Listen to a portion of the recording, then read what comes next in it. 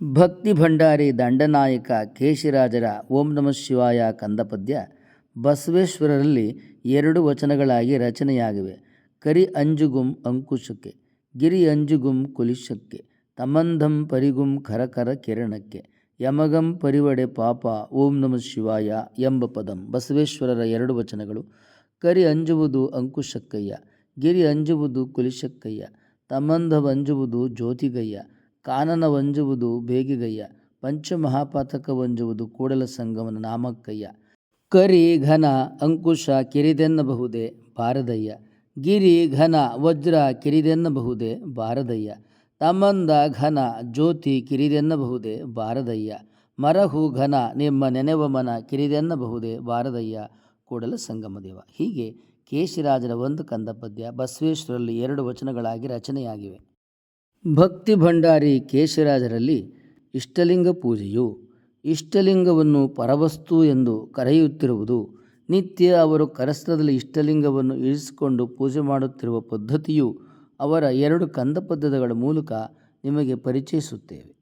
ಸತ್ಯರ ನೆನಹಿಗೆ ಬಂದು ಜಗದೋತ್ಪತ್ತಿಯ ದೆಸೆಗೆ ನಾದ ಬಿಂದು ಅದು ಎಂದು ತ್ವತ್ಪದಂ ಅದು ಆನಂದ ನಿತ್ಯದ ನೆನಹೇ ಲಿಂಗವಾಗಿ ಬಂದುದು ನಿಂದು. ಇದು ಕಾರಣ ಕ್ರೀಲಿಂಗವೇ ಇಷ್ಟಲಿಂಗವೆಂಬುದು ಅದು ಆಯತ, ಇದುವೇ ಭವವ ಕೆಡಿಸುವುದು, ಇದು ಶಿವಾನಂದವಿದು, ಇದು ಮಹಾಘನಲಿಂಗಂ. ಭಕ್ತಿ ಭಂಡಾರಿ ಕೇಶಿರಾಜರಲ್ಲಿ ನಿತ್ಯ ಇಷ್ಟಲಿಂಗ ಉಪಾಸನೆಯನ್ನು ಮಾಡುತ್ತಿರುವುದನ್ನು ಅನೇಕ ಕಂದಪದ್ಯಗಳಲ್ಲಿ ನಾವು ಕಾಣುತ್ತೇವೆ. ಈ ಇಷ್ಟಲಿಂಗವನ್ನು ಪರವಸ್ತು ಎಂಬುದಾಗಿ ಕರೆದಿರುವುದನ್ನು ನಾವು ಕಾಣುತ್ತೇವೆ. ಅಷ್ಟೇ ಅಲ್ಲದೆ ಕೇಶಿರಾಜರ ಅನೇಕ ಕಂದಪದ್ಯಗಳಲ್ಲಿ ಶಿವ, ಪಾರ್ವತಿ, ಶಂಕರ, ಗಿರಿಜೆ ಹೀಗೆ ಸಗುಣೋಪಾಸನೆ, ಸುಗುಣ ಭಕ್ತಿಯೂ ನಮಗೆ ಕಾಣುತ್ತದೆ. ಸಗುಣ ನಿರ್ಗುಣ ಭಕ್ತಿಗಳೆರಡೂ ಕೇಶಿರಾಜರ ಕಂದಪದ್ಯಗಳಲ್ಲಿದೆ. ಇದೇ ಪ್ರಭಾವ ಬಸವೇಶ್ವರರ ಅನೇಕ ವಚನಗಳಲ್ಲಿ ಶಿವ ಮತ್ತು ಪಾರ್ವತಿಯರ ಪೂಜೆ, ಅಷ್ಟೇ ಅಲ್ಲದೆ ಸಗುಣೋಪಾಸನೆ, ನಿರ್ಗುಣೋಪಾಸನೆ, ಸಗುಣ ಭಕ್ತಿ, ನಿರ್ಗುಣ ಭಕ್ತಿ ಇವೆಲ್ಲವೂ ಕೂಡ ಕೇಶಿರಾಜರು ಯಾವ ಭಕ್ತಿ ಶಿವನ ಆಚರಣೆ ಪೂಜೆ ಮಾಡುತ್ತಿದ್ದರೋ ಆ ಆಚರಣೆ ಪದ್ಧತಿಯೂ ಕೂಡ ಬಸವೇಶ್ವರರಲ್ಲೇ ಮುಂದುವರಿದಿರುವುದನ್ನು ಅನೇಕ ವಚನಗಳಲ್ಲಿ ನಾವು ಗಮನಿಸಬಹುದಾಗಿದೆ. ಕಾಯದ ಮೊದಲಿಂಗೆ ಬೀಜ ಯಾವುದು ಎಂದು ಅರಿಯದು ಲೋಕ, ಆ ಕಳಾಭೇದವಲ್ಲ ಇಂದ್ರಿಯಂಗಳು ಬೀಜವಲ್ಲ, ಸ್ವಪ್ನ ಬಂದೆರಗಿತ್ತಲ್ಲ ಇದಾವಂಗೂ ಶುದ್ಧ ಸುವಿಧಾನವಲ್ಲ ಕಾಣ ಗುಹೇಶ್ವರ. ಅಲ್ಲಮ ಪ್ರಭುದೇವರ ವಚನ.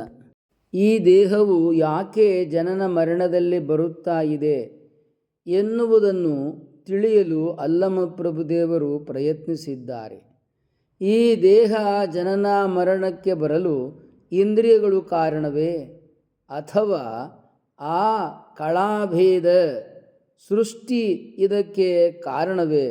ಸ್ವಪ್ನ ಬಂದೆರಗಿತ್ತಲ್ಲ, ಸಂಕಲ್ಪ ಕಾರಣವಾಗಿ, ಪರವಸ್ತುವಿನ ಸಂಕಲ್ಪ ಕಾರಣವಾಗಿ ಮನುಷ್ಯ ಜನನ ಮರಣದಲ್ಲಿ ಬರುತ್ತಾ ಇದ್ದಾನೆ.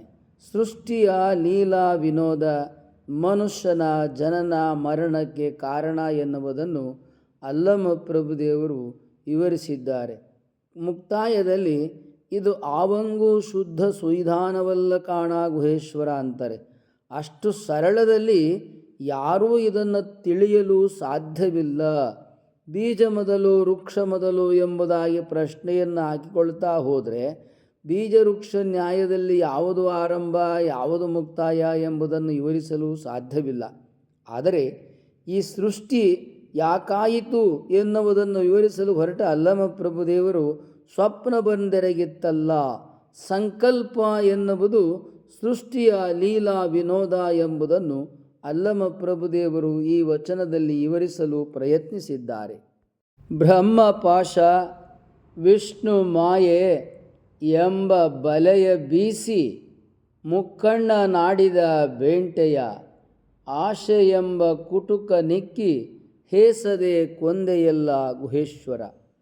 ಅಲ್ಲಮ ಪ್ರಭುದೇವರು ಸೃಷ್ಟಿಯನ್ನು ಅರ್ಥ ಮಾಡಿಕೊಂಡಿರುವ ರೀತಿ ಈ ವಚನ. ಈ ವಚನದಲ್ಲಿ ಅವರು ವಿವರಿಸಿದ್ದಾರೆ. ಬ್ರಹ್ಮ ಹಗ್ಗ, ವಿಷ್ಣು ಮಾಯೆ, ರುದ್ರ ಬಲೆಯ ಬೀಸಿ ಮುಕ್ಕಣ್ಣನಾಡಿದ ಬೇಂಟೆಯ. ಜನನ ಮರಣಕ್ಕೆ ಬಂದಂತಹ ಈ ಜೀವರುಗಳನ್ನು ಬೇಟೆಯಾಡಲು ಹೊರಟಿದ್ದಾನೆ ಶಿವ ಎನ್ನುವುದನ್ನು ಅಲ್ಲಮ ಪ್ರಭುದೇವರು ಹೇಗೆ ಎಂಬುದಾಗಿ ಹೇಳಿದರೆ, ಹೊನ್ನು ಹೆಣ್ಣು ಮಣ್ಣು ಎನ್ನುವ ಬಲೆಯ ಬೀಸಿ.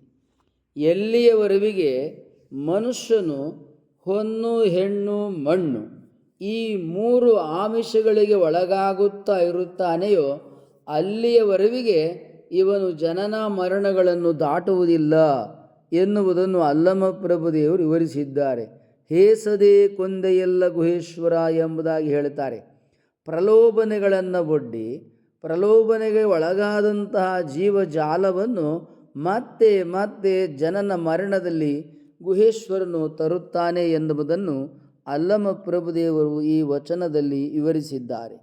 ಕಳ್ಳವಳ್ಳದ ಮನವು ತಲ ಕೆಳಗಾದುದವ್ವ,